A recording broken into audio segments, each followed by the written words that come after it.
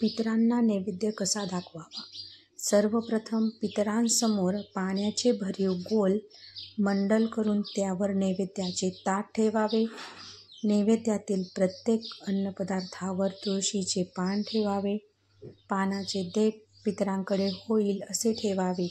प्रथम धूप व नंतर दीप 3 वेळा अर्धचंद्राकृती ओवाळावा.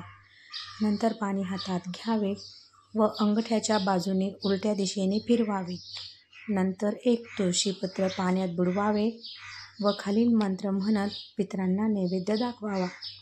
ओम प्राणाय स्वधा, ओम अपानाय स्वधा, ओम व्यानाय स्वधा, ओम उदानाय स्वधा, ओम समानाय स्वधा, ओम ब्रह्मणे अमृतत्वाय स्वधा असे म्हणून हातातील तुळशीपत्र इतरांसमोर ठेवावे. वरील कृती पुन्हा करून दुसरे तुळशीपत्र पुन्हा वहावे. श्री स्वामी समर्थ.